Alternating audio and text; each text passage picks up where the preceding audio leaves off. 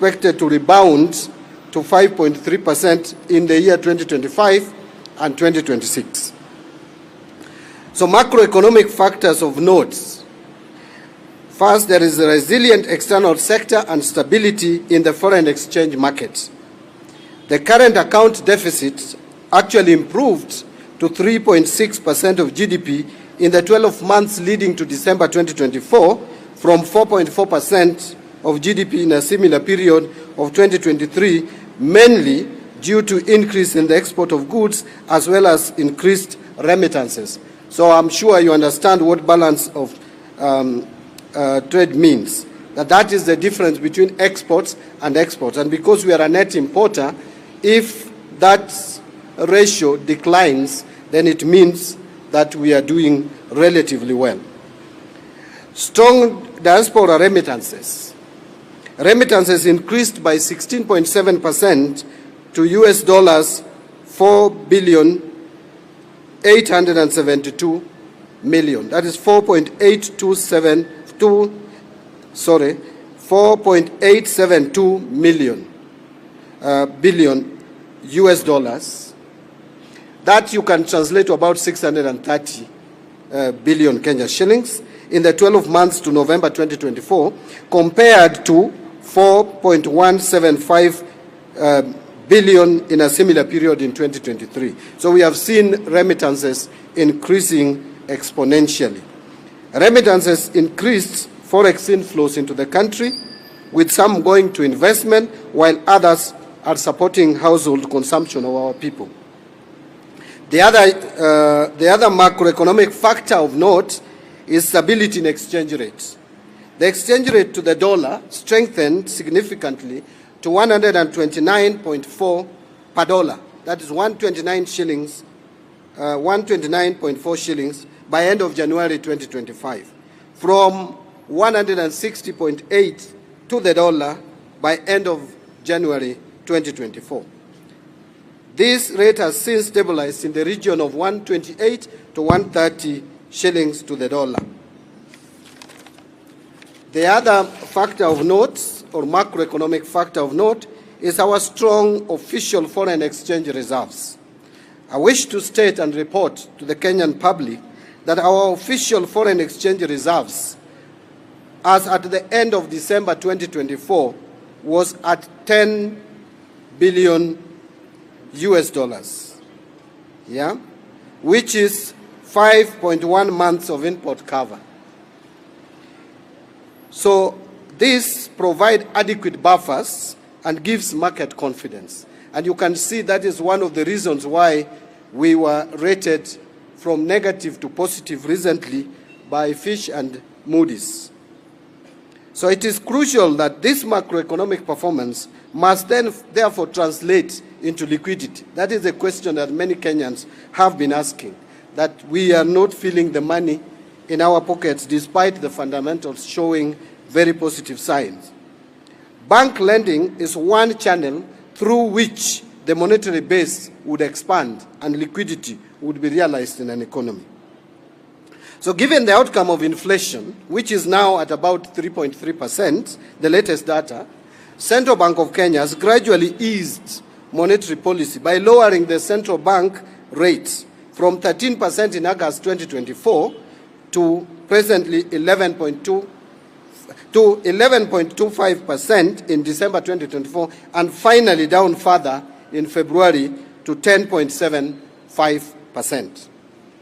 In addition, Central Bank of Kenya, in the February 2025 Monetary Policy Committee meeting, reduced the cash reserve ratio by 100 basis points to 3.25% from 4.25% to lower the cost of funds for banks.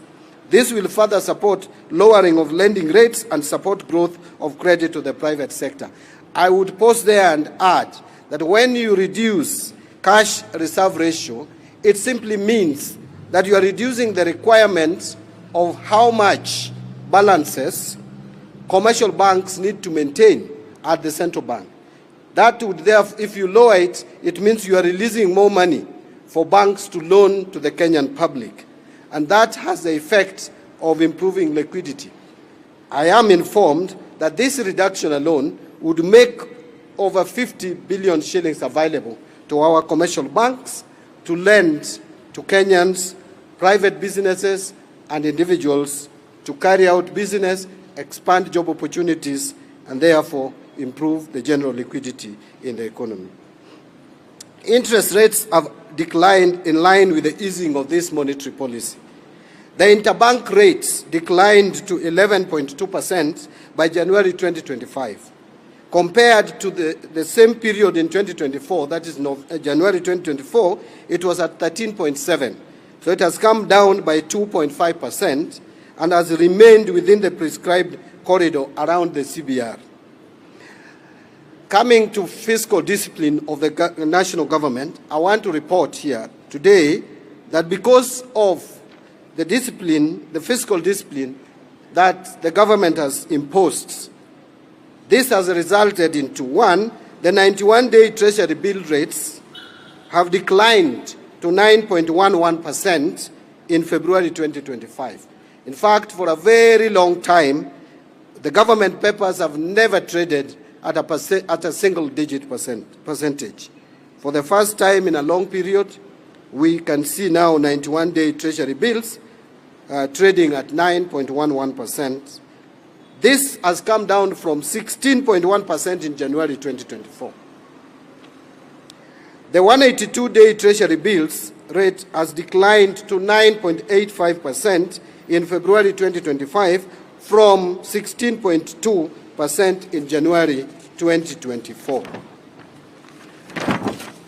I would further report that the 364-day Treasury bills rate has also declined to below 11% from 16.4% over the same period. So with the strong easing of monetary policy stance, credit to the private sector is expected to recover as lending rates decline. And therefore that leads me to report the following: that with the easing of CBR, that is the CBR rates, to 10.75% in February 2025, and reduction in the cash ratio requirement to 3.25% from 4.25%, commercial banks have this week demonstrated lowering of interest rates with higher percentages. Several banks have already reduced their best lending rates. For example, Cooperative Bank of Kenya has reduced its rate from 16.5% to 14.5%. Kenya Commercial Bank has reduced the rates from 15.6% to 14.6%. Equity from 17.3% to 14.3%, among others such as ABSA, NCBA, and many other commercial banks. It is expected that more banks will follow suit. I want to encourage banks to continue lowering interest rates so that more Kenyans can be able to access credit to expand our economy. The reduction of interest rates charged by banks to the private sector is likely to expand credit to private sector, encouraging investments, creating jobs, and improving the general liquidity in our economy. I want to say something about capital markets developments. Notable improvements as investors' activity at the Nairobi Securities Exchange increase. Foreign direct investment flows have increased and shown clear signs of improvement. The Nairobi Securities Exchange has shown demonstrable improvement in investor activities, signaling increased foreign direct investment flows into the country. For example, the NSE 20 share index improved to 2,162 points in January 2025 compared to 1,509 points in January 2024, while market capitalization also improved to 1,983.7 billion from 1,440 billion over the same period. So due to the easing of the food and energy prices as a result of various government interventions, we have also seen a reduction in inflation from a high of 9.6% in October 2022 to the latest 3.3% in January 2025. At the end of 2024, ladies and gentlemen, through the tax laws amendments, the government systematically set in place measures to ease off the burden on the payslip. And I want to emphasize this because there's been a lot of discussion and discourse and talk out there on the issue of payslips. I want to just demonstrate to you that the government is committed towards also addressing the pressures and pains that Kenyans are complaining about. This government is therefore for all Kenyans and continues to expand her implementation of policies meant to promote liquidity.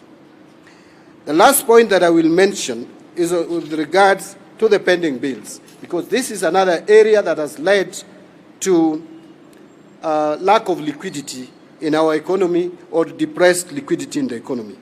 So the issue of pending bills has persisted despite various efforts and committees established to address it. The failure to settle these bills in a timely manner has significantly affected the financial stability of businesses, particularly micro, small, and medium enterprises, and government image has also been hurt. The urgency to resolve pending bills stems from their adverse effects on businesses, the economy, and public confidence in our government. Delays in pending bill payment have led to reduced profitability, increased costs of capital, liquidity constraints, and disruptions to operations. Therefore, addressing pending bills is crucial for releasing liquidity, enhancing economic performance, and restoring confidence, particularly among MSMEs. The National Treasury and Economic Planning put in place a committee with very specific terms of reference.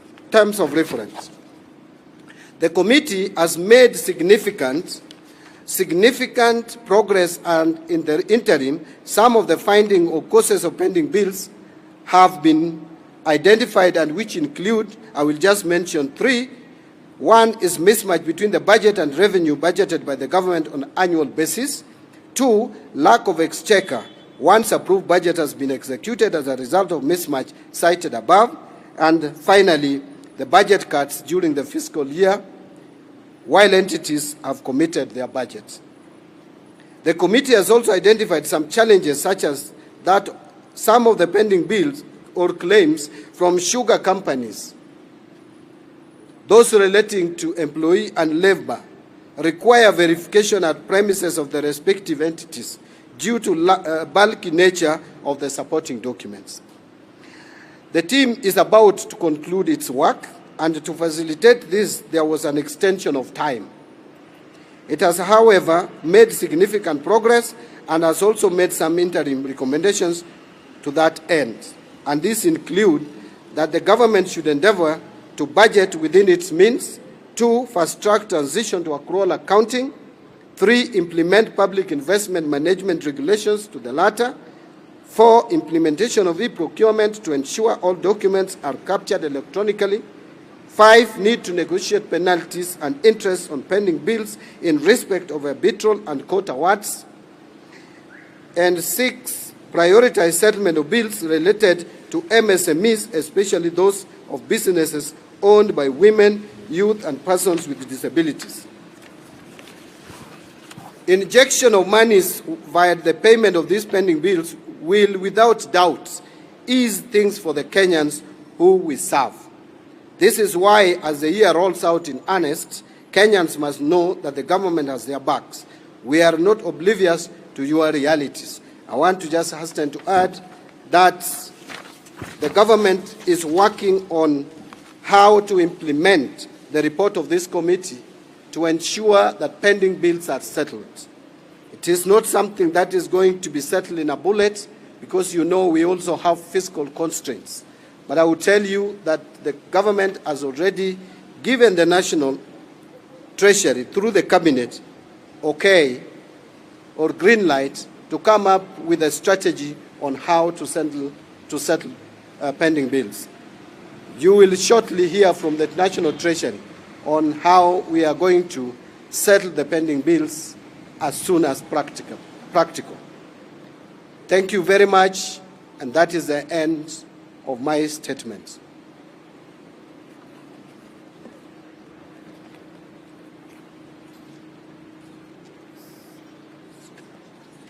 can ask for questions. So maybe we open it up for questions, unless my PSS, if there's anything to add. Maybe I would give PS National Treasury. You know, I'm just the spokesman of this ministry, but the people who do the work are behind me. I do very little. I only communicate. So I would want to ask PS in charge of National Treasury maybe to take a minute or two to say something that I might have forgotten, or even to expound further on what I've said. And I also have my planning guru here, the PS Economic Planning, Mr. James Muhati will also have a minute or two. Karib, yes. Thank you, Waziri. I really don't want to add to what you have said, just to indicate that as a team that has been at the National Treasury for the last more than 2 years, we have come out of the worst, in our view. And the progress that the CS has indicated to you is something we continue to see. In fact, this year we have just started very well, and we have seen KRA perform well in terms of meeting its targets. And right now, the macroeconomic environment is stable. You have seen GDP remains at one of the highest in the world, because world growth rate is around 3%, sub-Saharan Africa is around 3.7%, and ours is at around 5%. We have a diversified economy and resilient. And that's why we always come out of the worst, even when we have shocks. So assuming we don't have any other shocks coming soon, we think that we will continue doing well, and we seek the support of Kenyans in the journey towards ensuring that we have a stable economy that provides for jobs and the rest. So instead of adding more, maybe we give you the chance to ask questions, and then we can help our CS to answer the questions. But maybe, Muhati, you could just add your views maybe on inflation. If you have numbers, what do we see, which areas have come out in terms of cost reduction?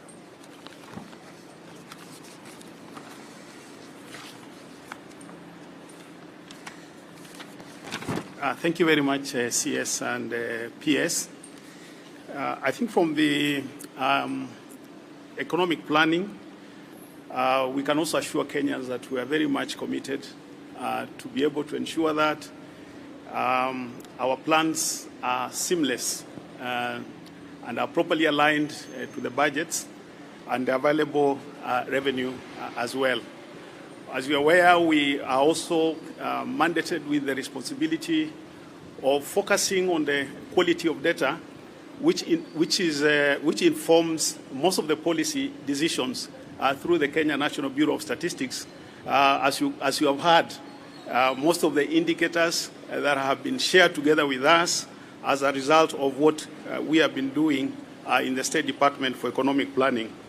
On matters of inflation, probably just to indicate, I think CS has mentioned, and I will not be able to repeat, but for the benefits of Kenyans, is to tell you that now, for example, if you look at the cost of living, looking at the basket of goods, maybe if I can pick about 3 of them, we can be able to see that in January 2024, a kilogram of sugar was costing 209.55 shillings. But now it is at 161 and 34 cents. This is about a decline of 23%. Maize flour was at 175. This is average, 175 shillings, but it's now at 161. When we look at the kerosene, a liter of kerosene in last year, same time in January was about 195 shillings. But now it is 152, which is a decline of about 22%. Petrol, a liter was 207.97, but now it's at 177 shillings.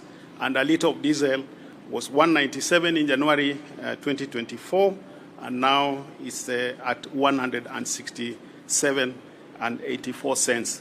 These are just among the benefits and the effects and the impacts of the policies that the National Treasury is committed to implementing, as has been articulated by the CS. Thank you very much.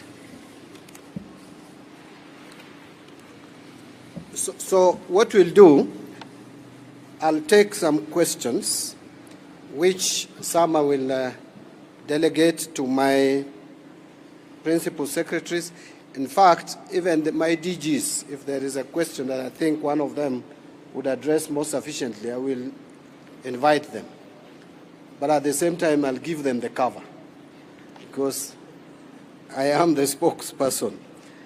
But now, because this is just the first among many that we will have, if we can just take maybe 4 questions, I would appreciate. So you'll introduce yourself and the media house, or even if you are general public, you'll tell us you're general public. But I think I'll go for the media. I'll start with you. Your hand was up first. Just give it to him. Then I'll come to you second, 3, 4. Can I see any lady's hand, please? A lady, yes, I'll give you. Thank you. My name is George Orino from the City Mirror. Kenya Power has been recording some nice profits. Is there any gains in terms of reducing energy costs, especially for steamer, in our households and the industry? Number 2, with respect to all these incentives, do you have any data showing new production lines being established in the country with respect to creating gainful employment? And if there are any, what are the numbers in the last 12 months?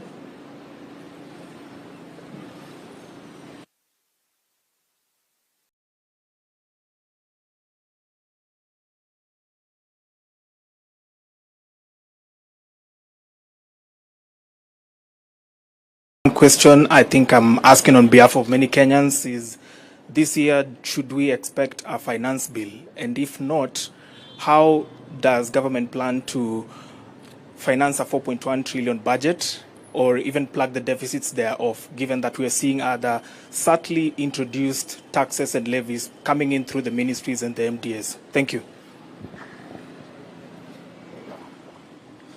Thank you, Bwana CS. I'm Victor Madala from the Star newspaper. My question is around... I don't think I gave you the mic. Oh, okay. I actually indicated you were second, third, fourth in the lady. If you want me to indulge you, I will. But you must...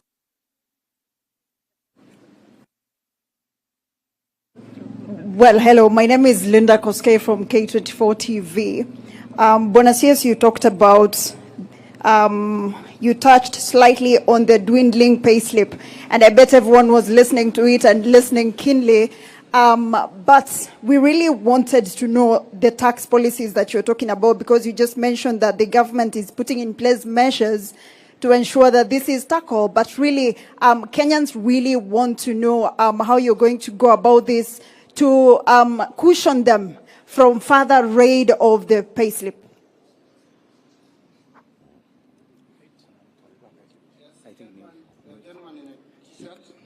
Okay, thank you, Waziri. My name is Peter Mboru from Nation Media Group.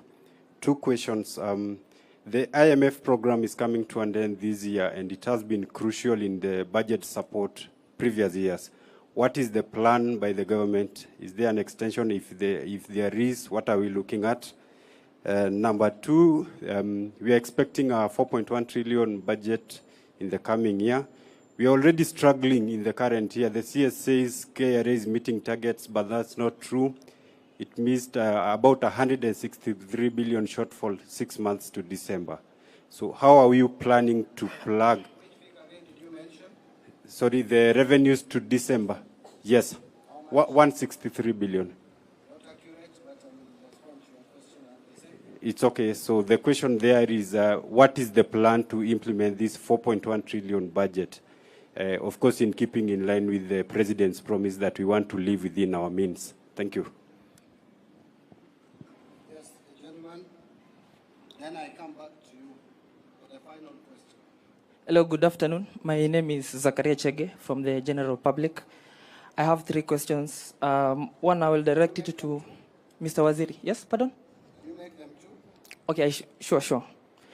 Number one, if I can make it right, you said that from the last year, the GDP dropped from 5.2 to 4.6, if I'm correct. And my question is, what is the Treasury doing to make that GDP to drop substantially? Number two, I will direct it to the PS economic planning. We know everything is about money. So what is the economic planning with respect to the economic advisor to the president, who is Jonathan D? I know you know him, and maybe you guys do something about that. So what is, my question is, the economy, according to the statistics that the Waziri has given, he's saying that the economy is doing really well. And he has actually given us an example of sugar and other subsidies that are really doing well in terms of the prices going down. So my question is, what is the economic planning doing about the economy? Because I feel the government is not giving us that opportunity for the economy to grow. The economy is not economing, if I can say that. If I may, please, Mr. Waziri, I'm sorry you said I was limited to only 2 questions. Allow me to say this. You also touched... Yes. That is Mr. Waziri speaking. Thank you so much. Mr. Waziri, you said that the government, or rather let me say about the National Treasury, has given that urge to bank loans, to give loans to the Kenyans. But from where I stand, 25% of Kenyans who take loans, they end up being put to CRB. And if they end up being put to the CRB, the loan will not end up being paid, and they'll drag the economy down. So what is the Treasury doing about that to make sure that those loans and the economy, the money flow is coming down, as they said, with the president is from up there to Mamboga. Thank you so much. I hear you very well. Yes, the last one. My friend, please. Oh, you have moved? Okay. You are being strategic, eh? Thank you.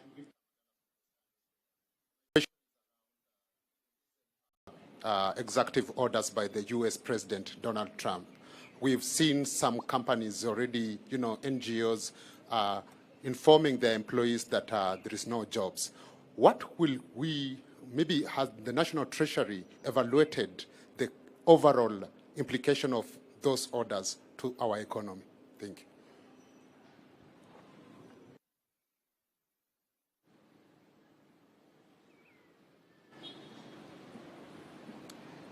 Thank you. So I will ask my PS National Treasury just to note that you will address the question of IMF program coming to an end and what we are likely to do. That answer I know is there. James, I'm sure you got your question very well, but even the others that I'll take, if my PSS will feel free to chip in when I give them the platform so that they can improve on my answers. On the issue, the first one by George Oweno, you've asked a question around Oredo. Thank you. So, George, you asked about Kenya Power and Lighting Company, that it has been showing profits. Is this likely to be passed to the general public? Yes, this should be passed to the general public in terms of reduced tariffs. And George, if you are keen, you'll realize that the electricity bills, from the reports I have been going down. But if that is not sufficient enough, the government will take measures to pass the benefits to the consumers, because cost of energy, it's a concern of government to lower the cost of energy to help economic growth. You have asked me whether we have seen improved production in the country, creating more jobs. I will tell you that the answer is yes and the answer is no. We have not seen a lot of expansion in the job market as we would want to see. Why? Because extension of credit to the private sector has been depressed. almost throughout the year 2024. And you can see clearly from the data that that extension of credit contracted instead of expanding by 1.4%. The measures that we have taken will definitely allow crowding in of private sector so that private sector can borrow from banks, invest, expand, and create more job opportunities. So we are likely to see the benefits of reduced interest rates in the coming months. Brian Otieno, do we expect a finance bill? Yes. Simply put, it is a constitutional requirement. You know, many Kenyans have been asking why we must always have a finance bill. As a matter of fact, it is provided under Chapter 12 of our Constitution that every year we must prepare a finance bill. What is not a must is to have a finance bill with increased rates of taxation. So no one says that that finance bill must always have increase in our taxes. It can have a decrease, it can remain the same, but we will have to produce a finance bill. However thin, it may even be the size of this, my hand, so long as you have a finance bill to meet the constitutional requirement. So that going forward, and we have started public engagement, you will see. And you asked how we will finance the 4.2 trillion. There is also a misconception in this country that you need a new finance bill all the time to finance the budget. That is not true. Even without a finance bill, we have tax rates that are obtaining. Finance bill only vary the rates, change them, increase, reduce. But we already have a law in place. We have a legal framework for all taxes. So we can use the same tax rates to raise revenue to finance this budget. And by the way, if you look at our projected revenue for this year, the coming year 2025-26, you will see that we are more realistic in our revenue collection. The figure that was provided earlier, especially on ordinary revenue, of 3 trillion and 18 billion, has since been revised downwards to 2 trillion 835 billion. So that shows you that the Treasury is walking the talk. We don't want to just say that we have been over-projecting revenue without taking action. We have taken action. Even in the supplementary budget that is going to Parliament, you will see that we have revised downwards revenue projection to reflect on the reality. Linda Koskea is asking me about the payslip and the tax policies that are being taken or implemented to help cushion Kenyans. Linda, if you are keen enough, when we took the tax laws amendment bill in Parliament, one of the objectives of that tax laws amendment bill was to give some reprieve to salaried Kenyans. And that is why I was very unhappy with people who are distorting facts and inciting Kenyans against that bill, because it was helping cushion Kenyans. If you take, for example, your employment, the contribution to housing levy, contribution to SHA are now allowable for tax purposes. So you don't double tax those amounts. You are saving basically what you were contributing before to those two institutions is saving you at least about 30% for those who are earning salaries of about 38,000 and above. So we will still take other measures that we think would help Kenyans have more money in their pockets. But already there are steps that we took. Now your pension, if you are retiring, you will take your pension home gross.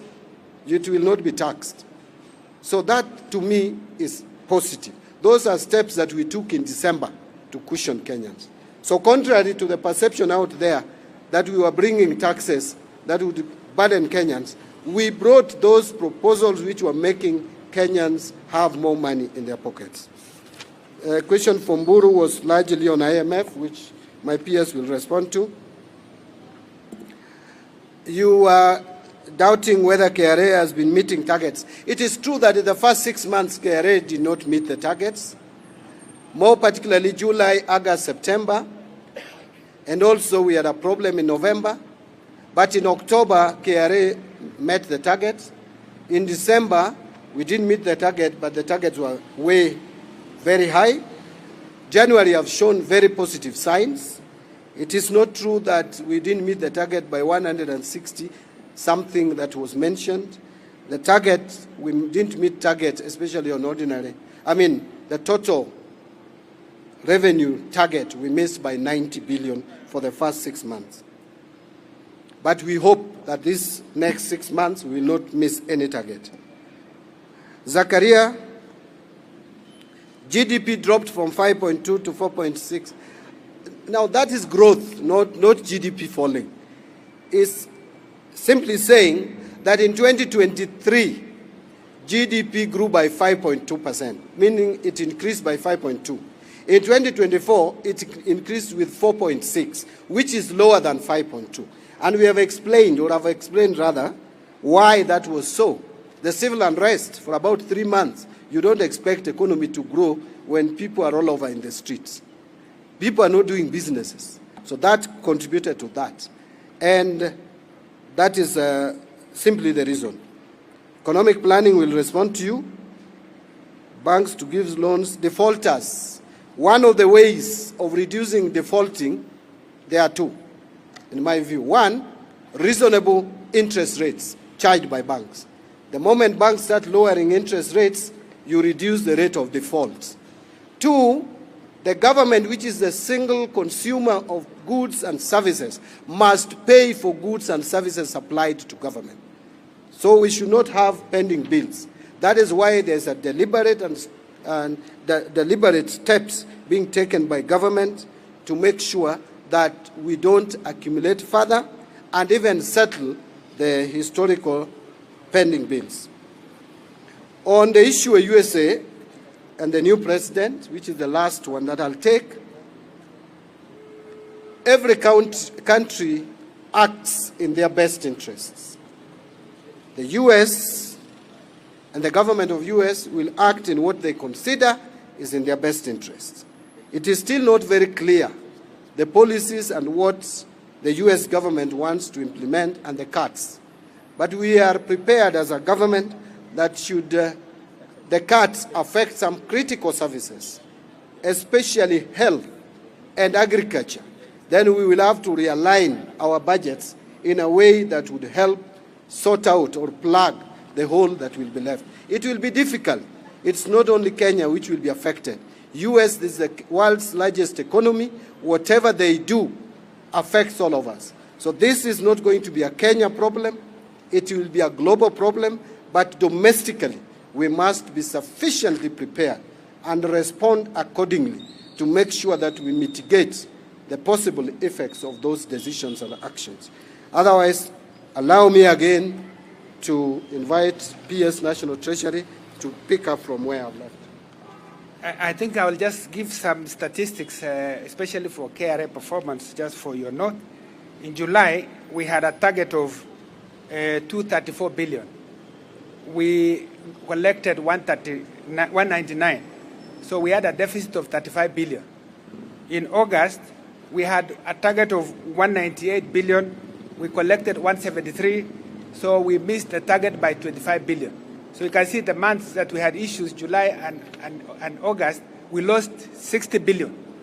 And September, which is normally a tax month with a higher target of 247 billion, we collected 236 billion, leaving a gap of only 11 billion. Then October, there was a target of 201 billion, and KRA managed to collect 207 billion. That means it overperformed by about 6.7 billion. In November, it missed by 10 billion.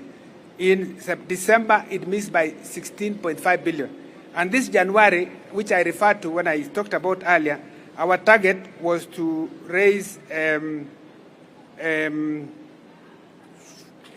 were to raise, actually, let me not go through all that. We were to raise 209, but we collected 206, missing by 3.5 billion. And this was because of domestic taxes, there was a change in the tax laws that now require that you pay, if you are collecting excise tax, you have given 5 days instead of 24 hours.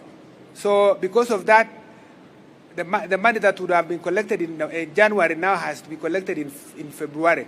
Otherwise, this month of January, KRA would have met the target. I just wanted to correct that. Then on the issue of Kenya Power, I also want to add to what CS says, that before, when we started the reforms, Kenya Power was in a bad situation. And the aim was to restore medium-term profitability. So by end of 2022, the liquidity gap that Kenya Power had was 74 billion. Through the reforms that we have undertaken, the gap now is at 18 billion. So, and you have seen the results for Kenya Power. They have recorded 9.9 billion shillings as surplus after tax. And this is just half year. That means if they double, we could get about 18, which will close the gap that we still have, that liquidity gap that we had. If we do that, that means now the consumers can begin to enjoy the profitability that will come. But already consumers are benefiting from the progress made on the macroeconomic stability, especially on the exchange rate, having been brought down from around 160 to 129 over the last almost 1 year. And so consumers, the pass-through effects must be that the bills now must be much better than they were earlier. I want to now talk about the IMF program. The IMF program was approved by the board in April 2021 in the previous government. And the funding was about $2.3 billion. And the main aim of that program was to ensure we do fiscal consolidation, because our debt had been rated high risk. Remember 2013, we had a low risk. By 2018, we had gone to medium risk. And by 2020, we were at high risk. So this program was meant to address debt vulnerabilities, that we reduce debt growing. So the idea was it has to be a revenue-driven fiscal consolidation, meaning we focus more on revenues. And so the program had nine reviews. And when we were in the 5th review, we got a new addition called RSF, Resilient Sustainability Facility, which is focusing on climate. So the whole amount of IMF program now moved from 2.3 to $4.2 billion. We have implemented the program, and you may be aware the board approved both the 7th and 8th review. And now we are remaining with only about $800 million in the 9th review. And that 9th review is yet to come, because we expect the program to end in April. Our intention is not to leave a gap. IMF program is important for us, and the reforms that we continue carrying are our own reforms. And so our desire is that we continue discussing to go into a new program with the IMF. So we will brief you at the appropriate time when we have had discussions with the fund. We are already engaged, but we will brief you more once we have progress made. Thank you very much.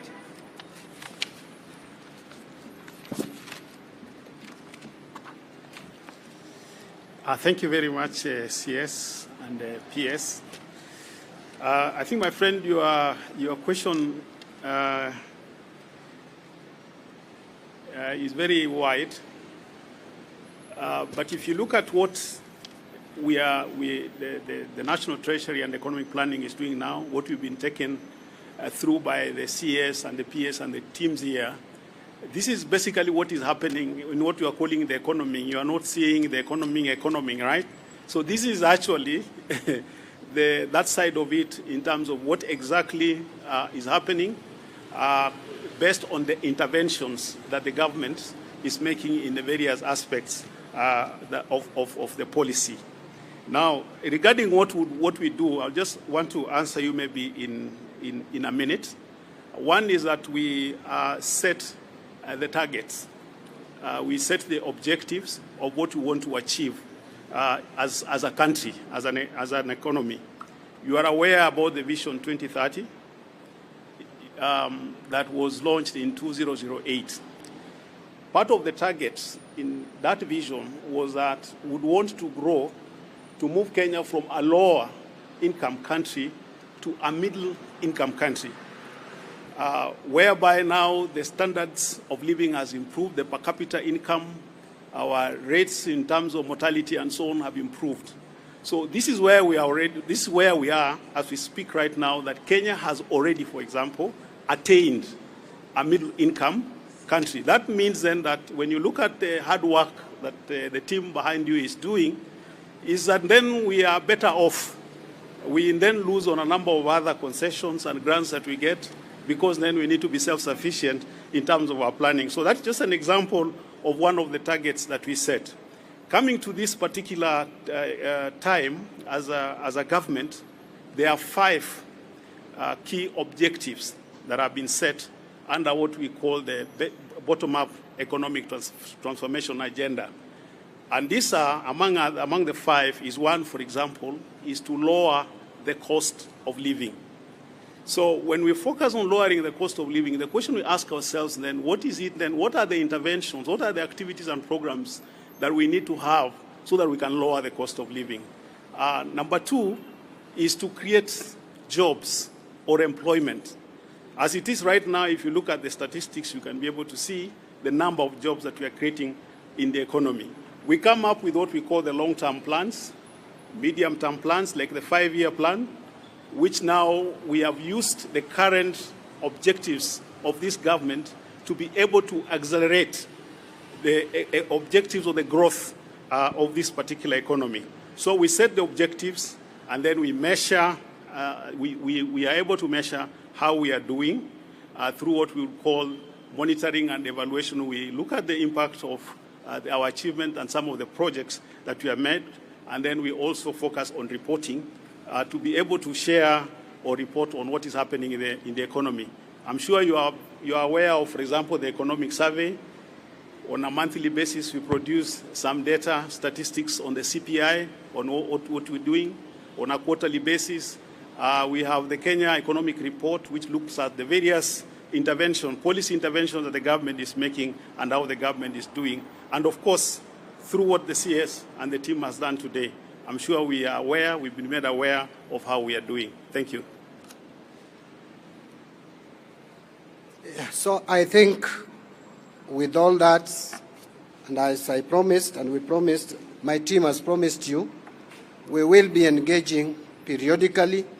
This is just the first among a series of engagements we'll have, briefings. This will be a tradition. This will not be a one-off thing. So you can hold your horses. Any other issues will be raised when we next appear here. Thank you very much, and God bless you, and God bless Kenya.